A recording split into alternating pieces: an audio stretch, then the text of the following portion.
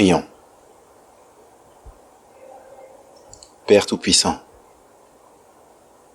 nous voulons te remercier et louer ton nom, parce que tu nous as donné ta parole, le guide sûr, une boussole sûre dans des temps incertains. Nous te remercions, Père, car nous sommes en mesure d'avoir la liberté d'ouvrir cette parole, de l'étudier et de la mettre en pratique dans nos vies.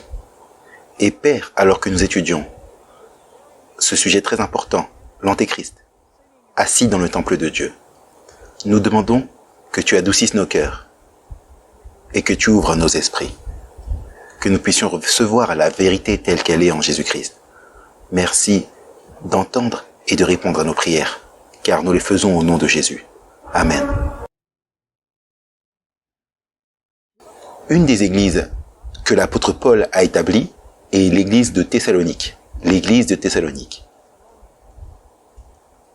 Et dans 1 Thessaloniciens, chapitre 4, et le verset 15 à 17, l'apôtre Paul a écrit aux Thessaloniens au sujet de ce qui allait arriver à ceux qui mourraient en Christ et de ceux qui seraient en vie lorsque Jésus viendrait.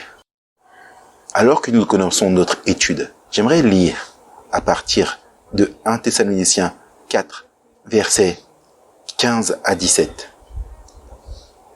Parce que dans ce verset, les Thessaloniciens avaient l'impression que Jésus allait venir au jour de l'apôtre Paul, en leur temps. Regardez ce que nous trouvons au verset 15. « Voici en effet ce que nous vous déclarerons d'après la parole du Seigneur.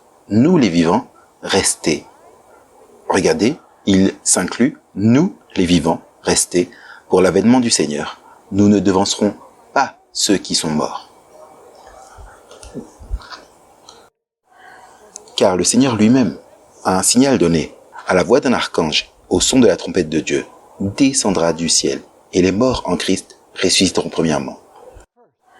Maintenant, verset 17, c'est la même pensée qu'on trouve au verset 15. Ensuite, nous, les vivants qui seront restés, nous serons tous ensemble enlevés, c'est-à-dire avec ceux qui sont morts et ressuscités, avec eux sur les nuées, à la rencontre du Seigneur dans les airs, et ainsi nous serons toujours avec le Seigneur. Deux fois dans ce passage, l'apôtre Paul donne l'impression que lui et les Thessaloniens vont être vivants lorsque Jésus viendra.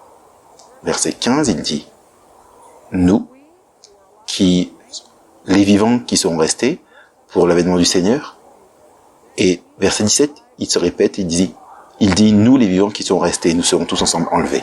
Donc, les membres de l'église de Thessalonique avaient mal compris ce que disait l'apôtre Paul. Ce que Paul disait réellement, c'est que si nous sommes vivants, alors nous allons être translatés. Cela ne veut pas dire que cette génération allait être en vie. Donc, l'apôtre Paul a senti que c'était nécessaire d'écrire une deuxième lettre aux Thessaloniciens, où il explique un peu plus ce qui devait se passer avant que Jésus ne vienne. Et ainsi, nous voulons étudier 2 Thessaloniciens, chapitre 2, les 13 premiers versets, dans notre étude aujourd'hui, et également dans notre prochaine étude. Donc allons dans 2 Thessaloniciens, chapitre 2, versets 1 et 2. Ici, l'apôtre Paul dit, « Pour ce qui concerne l'avènement », et ce mot, il vous faut vous en souvenir, c'est le mot grec « parousia », un mot grec très important, « parousia ». Pour ce qui concerne l'avènement, la parousia de notre Seigneur Jésus-Christ, et notre réunion avec lui. Regardez, ce n'est pas lui qui se réunit à nous, c'est nous qui nous réunissons à lui. Vous vous souvenez, 1 Thessaloniciens 4, il dit nous serons pris vers lui. Donc, à quel avènement cela fait-il référence? Il fait référence à la seconde venue de Christ. Donc il dit, pour ce qui concerne l'avènement de notre Seigneur Jésus-Christ et notre réunion avec lui. Nous vous prions, frères, de ne pas vous laisser facilement ébranler dans votre bon sens, et de ne pas vous laisser troubler, c'est-à-dire par un rêve prophétique ou une vision, ou par une parole, c'est-à-dire quelqu'un qui vous a dit quelque chose, ou par une lettre, supposez que moi j'aurais écrit, ou par quelconque lettre qu'on dirait venir de nous, comme si le jour du Seigneur était déjà là. Donc ne vous laissez pas troubler par une vision ou un songe. Paul dit que ils ont entendu quelqu'un dire que Jésus est venu, ou si vous avez une lettre que vous croyez être signée de ma main. L'apôtre Paul dit, ne croyez pas l'idée que Jésus est déjà venu. Parce que certaines choses doivent se passer avant que Jésus ne vienne. Allons dans 2 Thessaloniciens 2 verset 3 et nous allons passer du temps dans les versets 3 et 4 et 5. Et ensuite, la présentation suivante, nous allons étudier les versets suivants. Maintenant, regardez 2 Thessaloniciens chapitre 2 et le verset 3. Que personne ne vous séduise d'aucune manière, car il faut que ce jour, quel jour ce serait? Le jour de quoi? Le jour de la parousia. Et là, la venue de Christ, c'est le contexte. Donc, ce jour ne viendra pas à moins que l'apostasie soit arrivée auparavant. Maintenant, il y a plusieurs choses qu'il nous faut dire à ce sujet. Premièrement, le mot apostasie est précédé par un article défini. L'apostasie. Ce n'est pas juste une apostasie générale, c'est une apostasie spécifique dont l'apôtre Paul a parlé et nous allons le voir qui a été prédit dans l'Ancien Testament. Et ainsi, l'apôtre Paul dit que l'apostasie doit venir premièrement. Ce n'est pas juste l'apostasie générale, mais l'apostasie spécifique. Maintenant, je dois dire également quelque chose au sujet de cette expression apostasie. C'est la traduction d'un seul mot grec. Et ce mot grec, c'est apostasia. Quel mot a-t-on de l'anglais à partir du mot apostasia? Nous avons le mot apostasie. Donc la question, c'est quoi une apostasie? Pouvez-vous apostasier de la foi si vous n'avez jamais appartenu à la foi? Non, bien sûr que non. L'apostasie signifie que vous avez embrassé la vérité à un moment et ensuite vous avez abandonné la vérité ou vous êtes éloigné de la vérité. Voilà pourquoi c'est traduit dans la King James la déchéance. Mais le mot, c'est apostasie. En d'autres termes, l'apôtre Paul dit que personne ne vous séduise. L'apostasie doit venir avant le retour de Jésus. Ensuite, il dit, et que l'homme de péché ne soit révélé, le fils de la perdition. Est-ce que vous comprenez ce à quoi on fait référence lorsqu'on parle de l'apostasie? Cela signifie que, à la base, ceux qui vont prendre part à cette apostasie appartenaient à la foi chrétienne et étaient des vrais chrétiens. Et c'est donc une apostasie spécifique. Ce n'est pas juste une apostasie comme ça qui va venir, c'est l'apostasie spécifique. Retournons à cette phrase. Une fois de plus, verset 3. Que personne ne vous séduise d'aucune manière, car ce jour, c'est-à-dire le jour de la venue de Christ, ne viendra pas avant que l'apostasie, c'est-à-dire l'apostasie spécifique, arrive auparavant et qu'on ait vu paraître l'homme de péché. Maintenant, parlons de l'expression l'homme de péché. Bien sûr, il nous faut nous poser la question, c'est quoi le péché?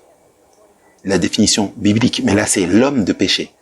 C'est un système qui personnifie le péché, qui symbolise le péché. Donc la question c'est quoi le péché? 1 Jean, chapitre 3 et verset 4, a la définition biblique du péché. Il est dit là, quiconque pêche commet aussi l'iniquité. Ça c'est un mot très important, car il est également utilisé dans 2 Thessaloniciens. Donc il dit, quiconque commet le péché commet aussi l'iniquité. Car le péché, c'est quoi? Le péché, c'est l'iniquité. Ou dans la version King James, il est dit, le péché, c'est la transgression de la loi. Donc l'homme de péché va enseigner les gens à faire quoi? À transgresser ou à désobéir à la loi de Dieu. Cela nous amène à l'esprit la petite corne, n'est-ce pas? Vous vous souvenez? La petite corne qui est mentionnée dans Daniel chapitre 7 et le verset 25, qui profère des blasphèmes contre Dieu, persécute les saints du Très-Haut et règne pendant 1260 années. Et il nous est également dit que la petite corne pensait qu'elle pouvait changer quoi? La loi.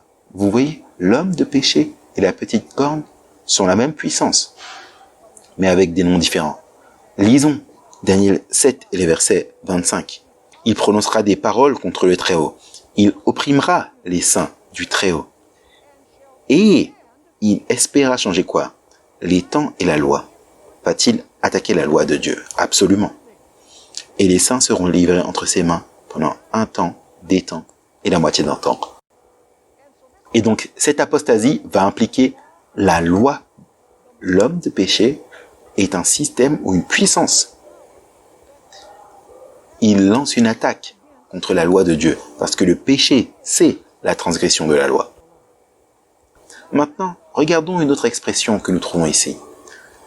Une fois de plus, le verset 3, « Que personne ne vous séduise d'aucune manière, car ce jour, c'est-à-dire le jour de la venue de Christ, ne viendra point avant que l'apostasie, donc l'apostasie spécifique, ne soit venue auparavant. Et que l'homme de péché, on a vu, le péché c'est la transgression de la loi, soit révélé, le fils de la perdition. » Donc je dois vous dire quelque chose au sujet de ce mot, révélé. C'est le mot apocalypse. C'est le même mot qui est traduit par révélation. Dans Apocalypse 1, verset 1. Qu'est-ce que cela veut dire, révéler? Eh bien, cela va nous aider si on sait ce qu'est l'antonyme de révéler. C'est quoi l'antonyme, l'opposé de révéler? C'est cacher. Donc, la question c'est, qu'est-ce que cette puissance, même au jour de l'apôtre Paul? Absolument. En fait, le mot révéler signifie dévoiler, signifie ôter le voile. En d'autres termes, au jour de l'apôtre Paul, cette puissance cherchait déjà à se manifester. Si vous lisez par exemple les 3 épîtres de Jean, il parle en long et en large de la loi et des commandements, n'est-ce pas?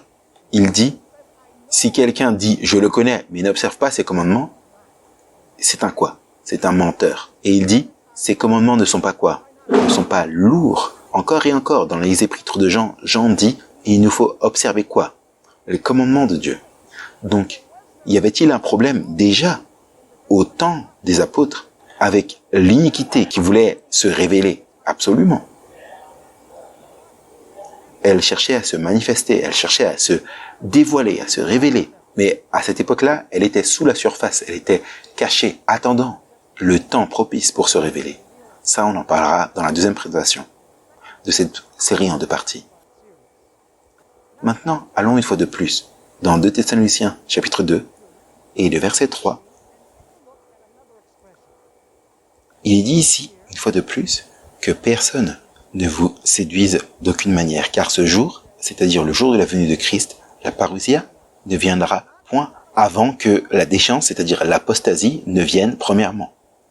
Et que l'homme de péché, le péché c'est la transgression de la loi, d'une certaine manière un système va pousser les gens à transgresser la loi, soit révélé, c'est-à-dire qu'il est déjà caché selon les épîtres de Jean, et également Acte chapitre 20 parle de l'apostasie qui cherche à montrer sa tête. Et ensuite, regardez le nom qui est donné à ce système, le fils de la quoi? Le fils de la perdition.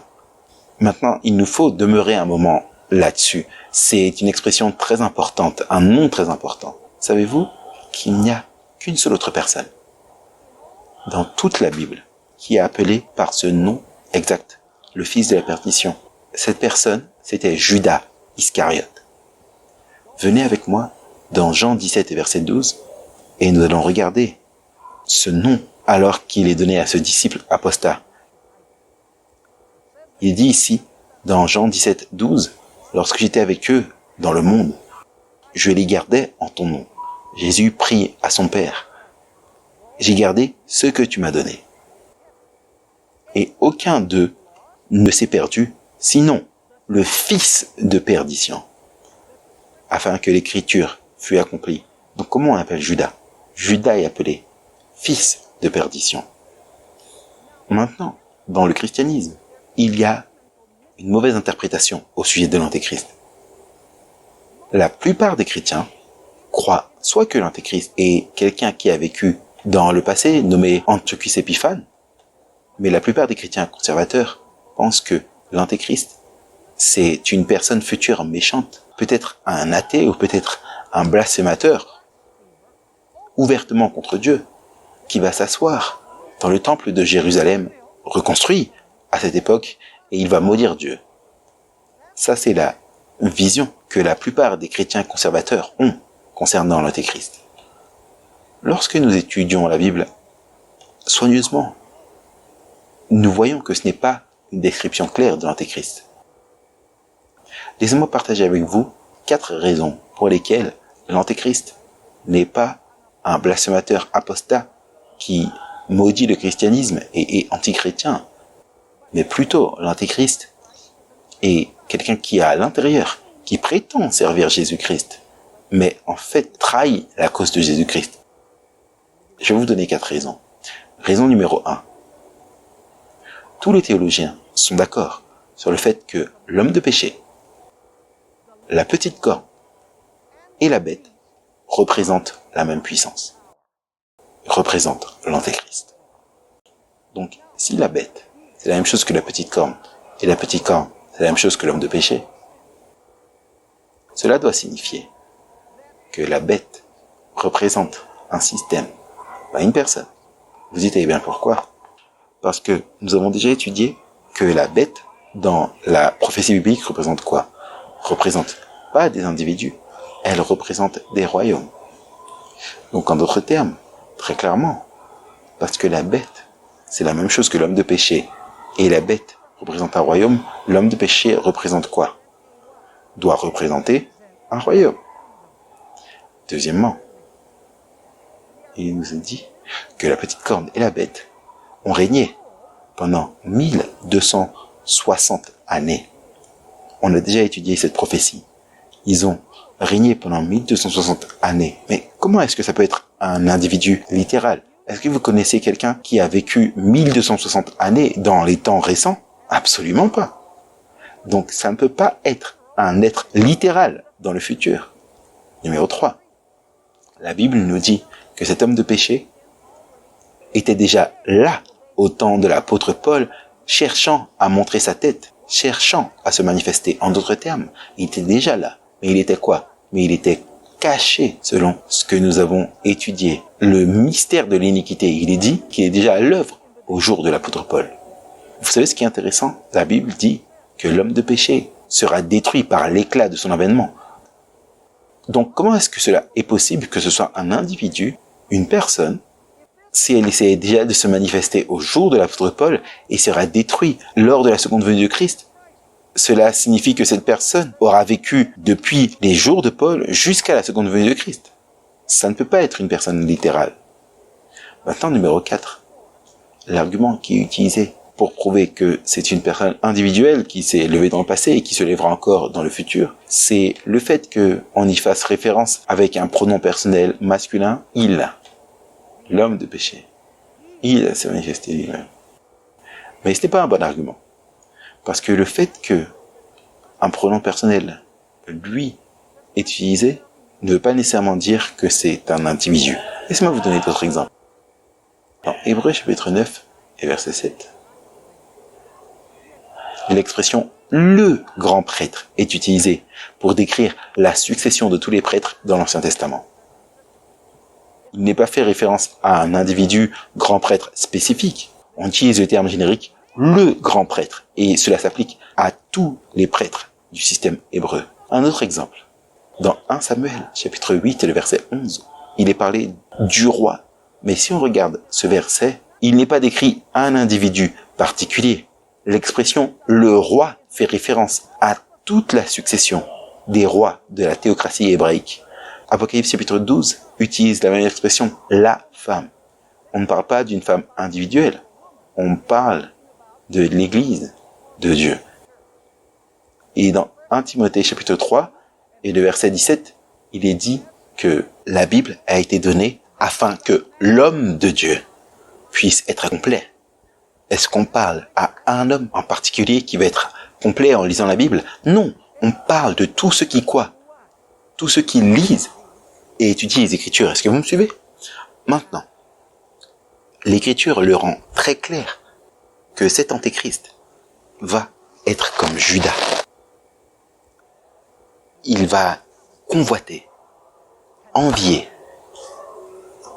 ambitieux politiquement, quelqu'un qui est à l'intérieur, professant loyauté à Jésus-Christ, alors qu'il travaille dans l'ombre, dans le dos de Jésus, pour saper et trahir sa vérité. Maintenant, un auteur duquel j'ai lu plusieurs livres et avec lequel je suis en total désaccord avec sa méthodologie futuristique, avait clairement raison lorsqu'il a décrit ce à quoi l'Antéchrist va ressembler. Le nom de ces auteurs, c'est Dave Hunt. Certains d'entre vous ont probablement lu 2-3 choses venant de lui. Vous savez, il y a 2-3 choses qu'il a dit et sur lesquelles il avait absolument raison. Mais bien sûr, ces visions sur lesquelles les Juifs vont être restaurés, le temple va être rebâti, et que des nations littérales viendront contre Jérusalem, et l'Antéchrist est un individu littéral qui va s'asseoir dans le temple. On n'est pas d'accord avec cette méthodologie, mais regardez comment il décrit l'Antéchrist. Là, il a vraiment raison. Dans son livre « Paix globale », à la page 7 et 8, il dit ceci. Alors que le préfixe grec « anti » signifie généralement contre ou opposé à. Il peut également vouloir dire à la place de ou substitut pour.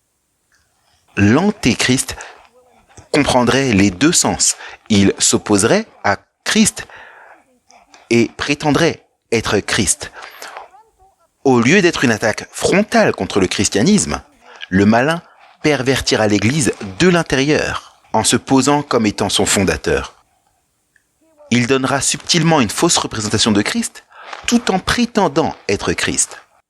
Et ici, on arrive au cœur du sujet.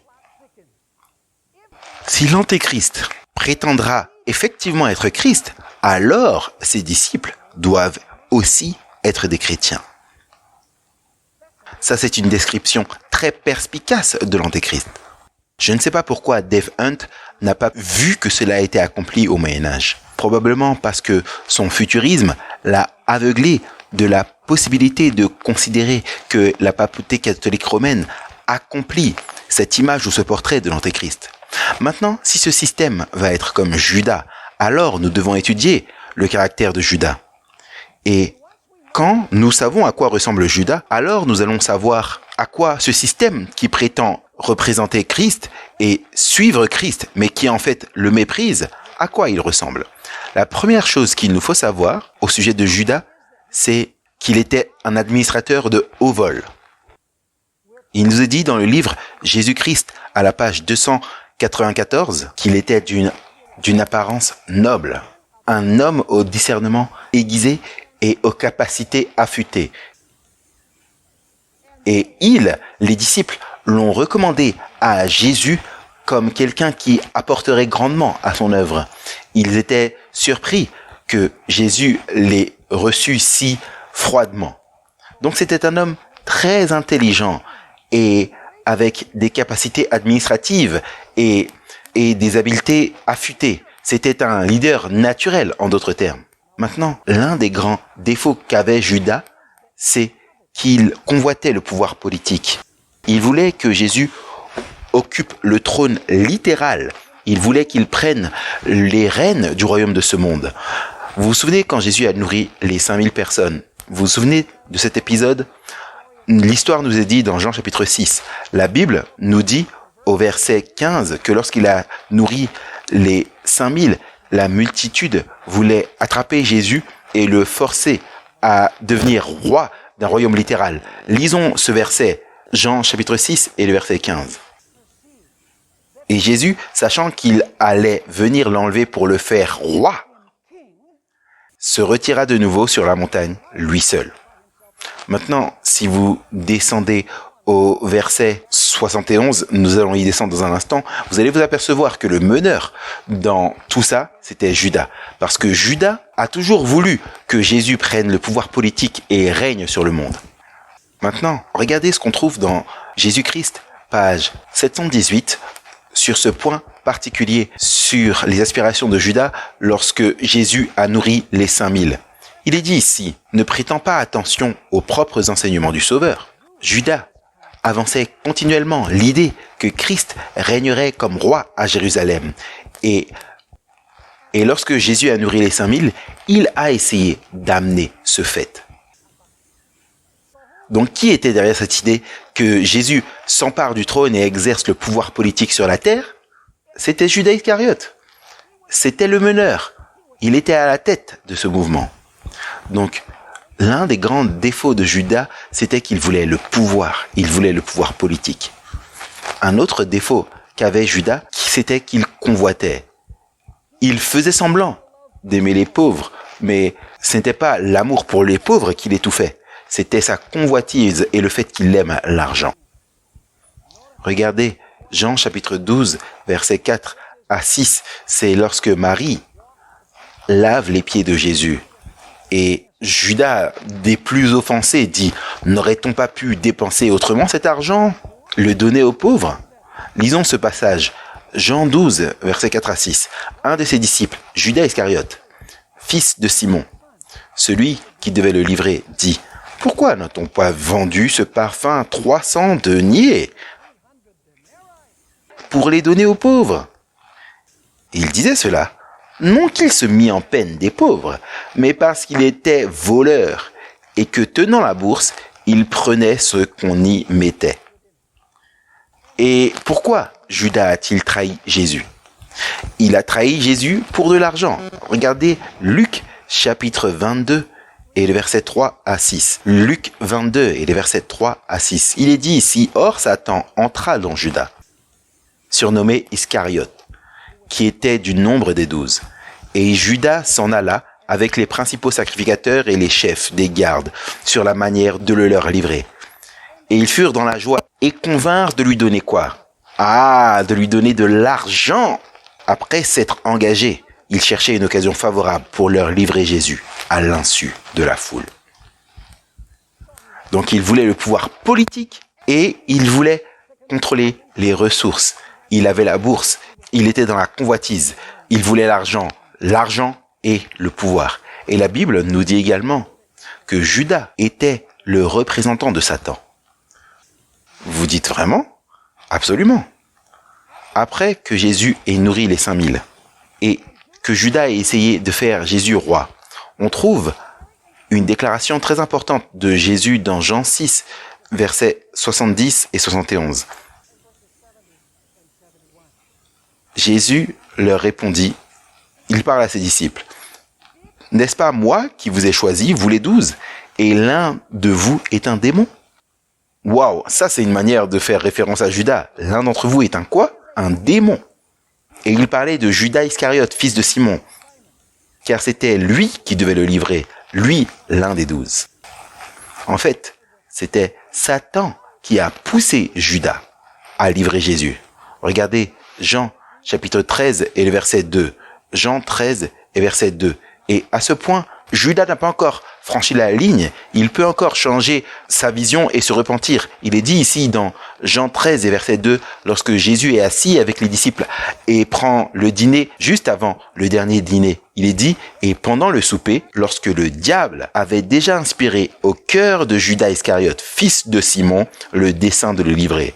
Donc qui a mis au cœur de Judas le fait de livrer Jésus-Christ? C'était Satan. Donc Judas était l'émissaire ou le représentant de qui? Il était le représentant visible de qui? De Satan. Vous savez où est-ce qu'il a en fait franchi la ligne? Il est dit dans Jean 13 et le verset 27. Il est dit, Jésus donne à Judas un morceau de pain. Et Jésus dit, celui à qui je donne ce morceau de pain, il va me trahir. La Bible dit dans Jean 13 verset 27, dès que le morceau fut donné, Satan entra dans Judas. En d'autres termes, il était possédé. Est-ce qu'il prétendait être disciple de Jésus? Oui. Faisait-il partie du cercle intime? Absolument. Et cependant, il cherchait à trahir Jésus-Christ. Intéressant. Dans Jésus-Christ, page 295, Ellen White explique Judas est devenu un représentant de l'ennemi de Christ. Il était le représentant, pas de Christ, mais le représentant de l'ennemi de Jésus-Christ. Et vous savez que c'est un hypocrite. Et il a même réussi à tromper les disciples. Même le cercle intime était trompé quant à l'identité de cet antéchrist. Matthieu chapitre 26 et verset 25. Jésus dit, l'un d'entre vous va me trahir. Et tous les disciples disent, est-ce que c'est moi? Et regardez ce que dit Judas. Matthieu 26, 25. Judas, qui le livrait, prit la parole et dit « Est-ce moi, Rabbi ?» Les disciples n'avaient pas la moindre idée que c'était lui l'Antéchrist. Il a réussi à les séduire jusqu'au bout. En fait, regardez Jean 13, versets 26 à 29. C'est un passage intéressant. Il est dit, les disciples de Jésus eux-mêmes étaient inconscients quant à l'identité de l'Antéchrist. Est-ce que c'est la vérité du monde religieux aujourd'hui? Absolument. Regardez ce qu'on trouve dans Jean 13, 26. Jésus répondit, « C'est celui à qui je donnerai le morceau trempé. » Et ayant trempé le morceau, il le donna à Judas, le fils de Simon l'Iscariote. Donc, c'est tellement manifeste, n'est-ce pas?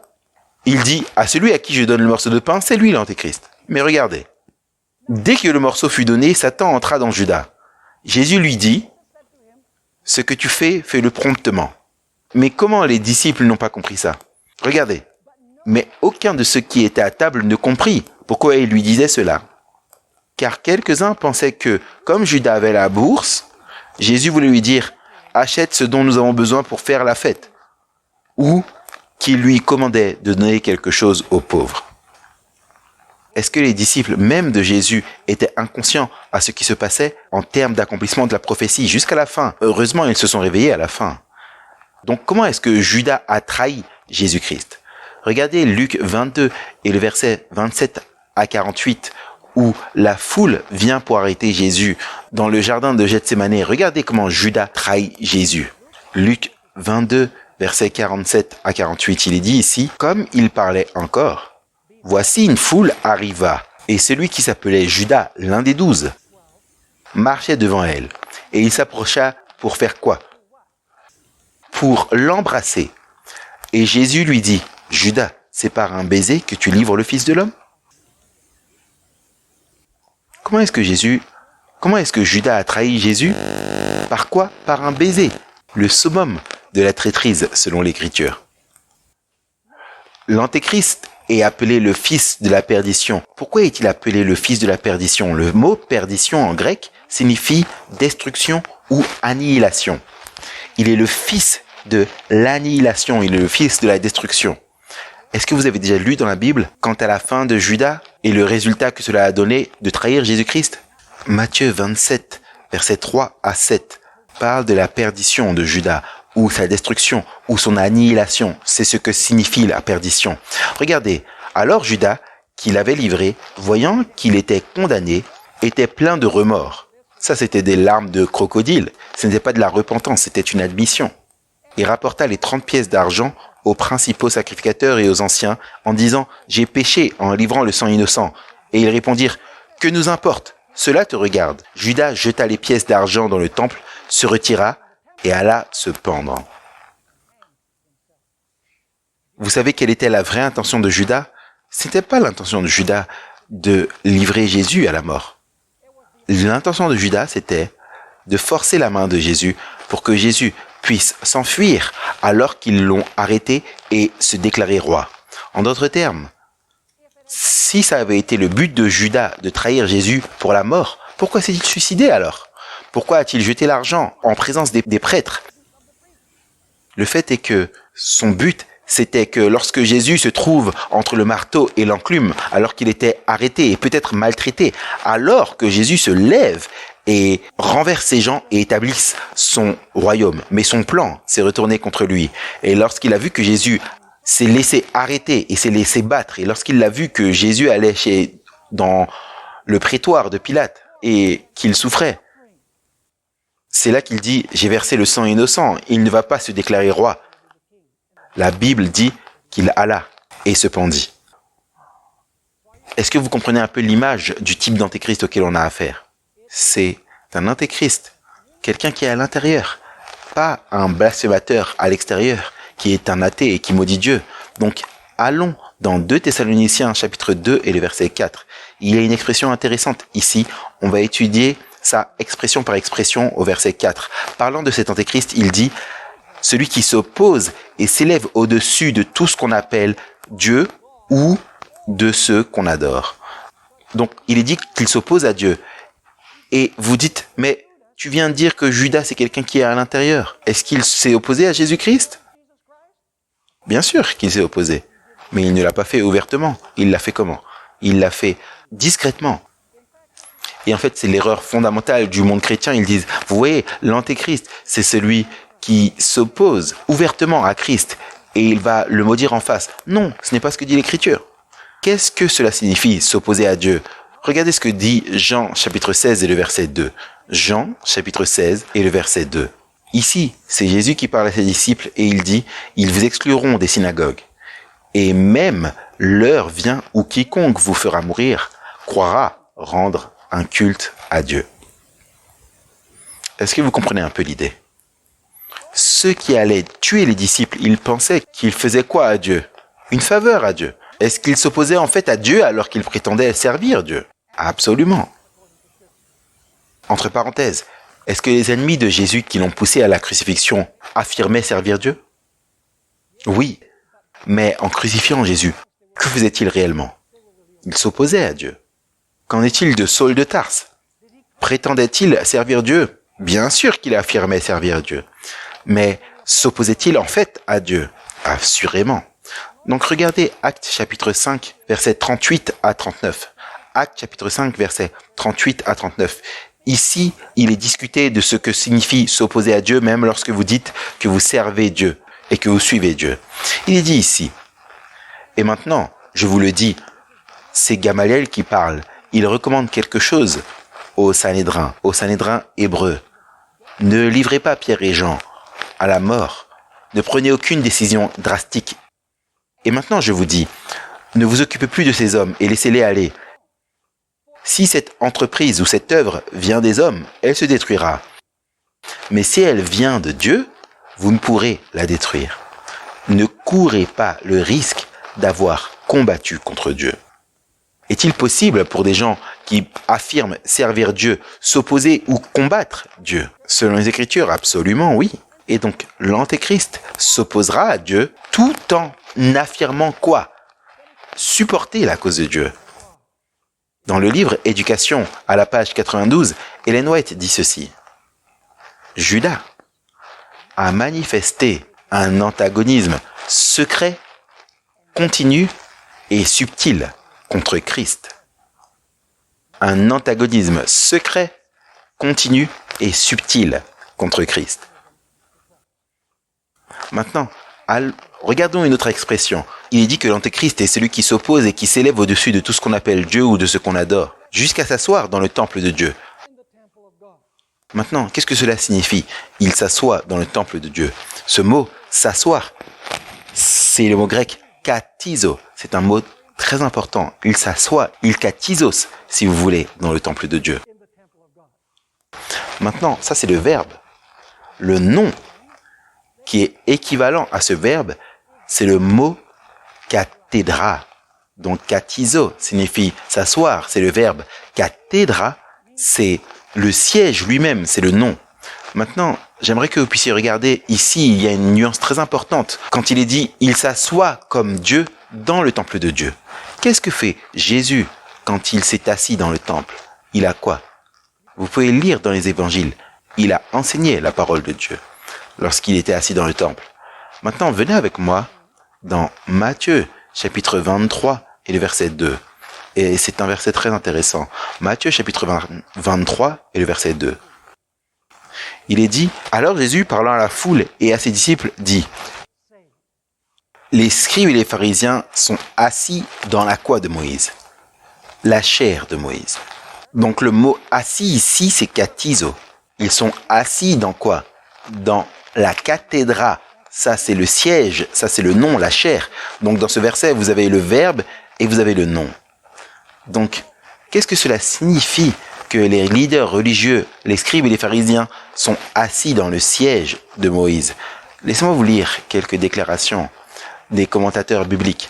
L'un, c'est Adam Clarke et l'autre, c'est le commentaire biblique de Jérôme, un commentaire biblique catholique. Donc je lis à partir d'un commentaire protestant et d'un commentaire catholique. Regardez ce qu'Adam Clarke avait à dire.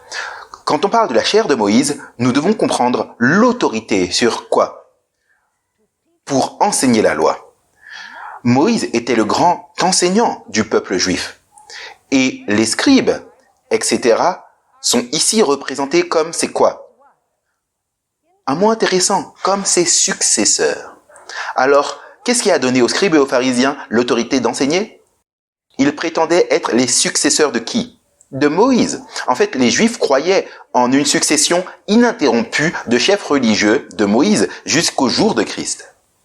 Et ils ont dit que Moïse avait dit beaucoup de choses qui n'étaient pas écrites. Et ils ont dit qu'ils étaient autorisés à mettre en lumière ces traditions orales qui n'ont jamais été écrites. Mais ils ont dit, on a conservé le dépôt de la vérité qui avait été transmis ou a été passé. Donc ils ont prétendu avoir l'autorité de Moïse pour enseigner. Et ils croyaient en fait que leurs enseignements étaient infaillibles. Maintenant, qu'est-ce que cela a à voir avec l'Antéchrist? L'Antéchrist est assis dans le temple de Dieu pour enseigner, tout comme Jésus s'est assis dans le temple pour enseigner. Qu'est-ce que cela signifie? Si vous regardez la théologie catholique romaine, vous allez découvrir qu'il substitue Pierre à Moïse. Et ils disent que Pierre et les apôtres, non seulement ont écrit ce que nous avons dans le Nouveau Testament, mais ils ont parlé de nombreuses choses à l'oral qui n'ont jamais été écrites. Et ils disent qu'à travers une lignée ininterrompue de successeurs, évêque après évêque, de génération en génération, ces traditions orales ont été conservées jusqu'à ce jour. Et quand l'Église enseigne des choses qui ne sont pas dans la Bible, comme l'Assomption de Marie, ou l'Immaculée Conception, ou le baptême des enfants, ou des choses comme ça, ils disent que la Bible ne dit pas que nous sommes censés faire cela, mais les apôtres l'ont dit. Ils l'ont transmis par tradition orale et cela a été préservé à travers une succession de dirigeants dans l'Église et nous venons juste mettre cela en lumière. Est-ce que vous comprenez ce que je dis? Maintenant, le mot qui est utilisé ici pour la chair de Moïse, c'est cathédra. Intéressant. Donc, il s'assoit sur la cathédra de Moïse et il parle au nom de qui? Au nom de Moïse. Avez-vous déjà entendu que le pape, quand il parle de son trône, c'est-à-dire quand il parle ex cathedra, ce qu'il dit est infaillible? Car cela fait partie du dépôt de tradition qui a été transmis des apôtres jusqu'à ce jour. Intéressant que vous ayez le mot cathédra appliqué aux chefs religieux du jour de Christ qui prétendaient être les successeurs de Moïse et prétendent enseigner infailliblement. Et dans l'Église catholique romaine, vous en avez un qui s'assoit dans l'Église. Et il prétend parler ex cathedra, ce qui a été soi-disant donné par les disciples. Maintenant, regardez la deuxième déclaration, c'est tiré du commentaire biblique catholique. L'expression « s'asseoir dans la chair de Moïse » est très probablement une métaphore de l'autorité des scribes pour enseigner. Dans la tradition rabbinique, l'interprétation de la loi était continuée, écoutez attentivement, dans une tradition de scribes qui remontait théoriquement à travers une chaîne ininterrompue de scribes jusqu'à Moïse. Puis, ce commentaire catholique romain dit « Ce point de vue est bien sûr entièrement non historique. » Mais il est également non historique, car il s'applique à Pierre, quand il s'applique à Pierre, et à la succession apostolique, comme il l'appelle dans l'Église catholique romaine. Est-ce que vous comprenez cette image? Maintenant, où l'Antéchrist est-il assis? Eh bien, revenons au verset 4. Il est dit qu'il s'oppose et s'exalte au-dessus de tout ce qu'on appelle Dieu ou qui est adoré, de sorte qu'il s'assoit comme Dieu, maintenant écoutez attentivement, comme Dieu, dans le temple de Dieu, se montrant qu'il est quoi? Dieu. Où est-ce que cet Antéchrist est assis? Dans le temple. Vous savez, la plupart des chrétiens disent que c'est le temple de Jérusalem reconstruit après l'enlèvement de l'Église. Ça ne peut pas être le cas. Laissez-moi vous expliquer pourquoi. Matthieu chapitre 21, versets 12 et 13 parle de l'entrée triomphale de Jésus à Jérusalem. Après l'entrée triomphale, il est entré dans le temple. Et j'aimerais que vous puissiez remarquer comment le temple est appelé quand Jésus est entré. Versets 12 et 13. Puis Jésus est entré dans le temple de qui? Dans le temple de Dieu. Est-ce que c'est toujours le temple de Dieu à ce stade? Absolument. Et il chassa tout ce qui achetait et vendait dans le temple, et renversa les tables des changeurs et les sièges de ceux qui vendaient des colombes, et il leur dit, il est écrit, et comment fait-il référence à ce temple? Ma maison Est-ce que c'est encore sa maison? Absolument. Ma maison sera appelée une maison de prière, mais vous en avez fait un repère de voleurs. Et puis, vous savez ce qui est intéressant? Dans la suite du chapitre 21 et chapitre 22 et chapitre 23, Jésus donne toutes sortes d'enseignements et de paraboles sur le rejet du Messie de la part de la nation juive. Vous avez le figuier, vous avez les vignerons, vous avez le fils qui a dit qu'il allait partir et ensuite qu'il n'a pas été. Vous avez toutes les paraboles qui ont à voir avec l'apostasie de la nation juive. Et alors qu'il enseigne dans le temple, ses paroles passent au-dessus des gens comme un ballon de baudruche. Les gens ne veulent pas écouter, les chefs religieux le rejettent. Alors il prononce ses malheurs sur les scribes et les pharisiens. Et il termine dans Matthieu 23 et verset 38 avec des paroles très significatives. Quand il est entré dans le temple, il l'appelle le temple de Dieu et il dit c'est ma maison. Puis à la fin, après son enseignement dans le temple concernant l'apostasie de la nation juive, il dit au verset 38, « Voici votre maison. Vous sera laissé quoi? Désolé. » Et puis, il sort du temple. La Shekinah a abandonné le temple. Est-ce que vous me suivez ou pas? Est-ce que le temple était le temple de Dieu à ce moment-là? Ce n'était plus le cas à ce moment-là. Donc la question c'est quoi le temple où l'Antéchrist est assis? Eh bien, est-ce que vous pensez que ce serait une bonne idée de laisser Paul expliquer? Paul? Je pense que ce serait une bonne idée. Paul doit savoir de quoi il parle, en le comparant à un autre verset. Allez avec moi au chapitre 2 d'Éphésiens, versets 19 à 22. Vous voyez, le temple dont l'apôtre Paul parle n'est pas un temple de pierre littéral. C'est un temple spirituel qui prend la place du temple littéral. Regardez Éphésiens chapitre 2 et les versets 19 à 22. Ici, l'apôtre Paul, le même qui a écrit 2 Thessaloniciens chapitre 2, dit ceci. « Ainsi donc, vous n'êtes plus des étrangers et des gens du dehors, mais vous êtes des concitoyens des saints, gens de la maison de Dieu. » Maintenant, regardez, il parle à l'Église. « Vous avez été édifiés sur quoi? Le fondement des apôtres et des prophètes. » Est-ce que c'est des fondations de pierre ou des fondations de personnes? C'est un temple spirituel. Jésus-Christ lui-même étant quoi? La pierre angulaire. Donc, la pierre angulaire est une personne. Les fondations sont des personnes. Les fondateurs de l'Église chrétienne, ce sont les fondateurs de l'Église chrétienne. Et ensuite, quels sont les blocs avec lesquels les murs du temple sont construits? Regardez le verset 21. En lui, c'est-à-dire en Jésus, tout l'édifice bien coordonné s'élève pour être un quoi? Un temple saint dans le Seigneur. En lui, vous êtes aussi édifiés pour être une habitation de Dieu en esprit. Alors, c'est quoi le temple de Dieu selon l'apôtre Paul? Le temple de Dieu, c'est quoi? C'est l'Église chrétienne. Construite sur les écrits des apôtres et les prophètes, Jésus-Christ est la pierre angulaire. Chaque membre est une pierre qui est construite. Et celui qui habite la Shekinah, qui habite dans le temple, c'est qui? C'est Jésus-Christ, par son Esprit Saint. Alors, quand il dit que l'Antéchrist va s'asseoir dans le temple de Dieu, où va-t-il s'asseoir? Dans un temple juif reconstruit au Moyen-Orient? Non, il va s'asseoir où? Il va placer son trône dans l'Église même. Je vais dire quelque chose de manière très révérencieuse, mais c'est la vérité. Benoît XVI, quand il a célébré la semaine de l'unité chrétienne, il a eu un service spécial à Saint-Paul, à l'extérieur de la cité du Vatican. C'est une grande cathédrale. Et il y a cette photo qui le montre assis sur un trône blanc géant. Et de chaque côté du trône se trouve un chérubin. Maintenant, est-ce que c'est assez révélateur? C'est incroyable, c'est blasphématoire. Et je dois le dire moi-même. Parce que la Bible dit que Dieu est assis entre les chérubins. Et c'est Dieu qui s'assoit sur un trône blanc. Mais la plupart des gens sont inconscients de ce que la Bible enseigne. Et cela leur passe au-dessus de la tête. Ils ne comprennent pas le symbolisme derrière. Est-ce que vous vous souvenez quand nous avons étudié la petite corne, comment la petite corne allait se mêler du sanctuaire de Dieu? Vous voyez, dans Daniel chapitre 8, versets 11 et 12, nous lirons ceci rapidement. En parlant de la petite corne, il dit qu'elle s'éleva jusqu'au chef de l'armée. Et il lui enleva, qui fait cela, la petite corne, le sacrifice quotidien. Cela a à voir avec les fonctions de Jésus dans le parvis et dans le lieu saint. À cause de la transgression, une armée sera donnée à la corne pour s'opposer au quotidien. L'armée, c'était l'État, le pouvoir de l'État politique. Et elle a jeté la vérité sur le sol.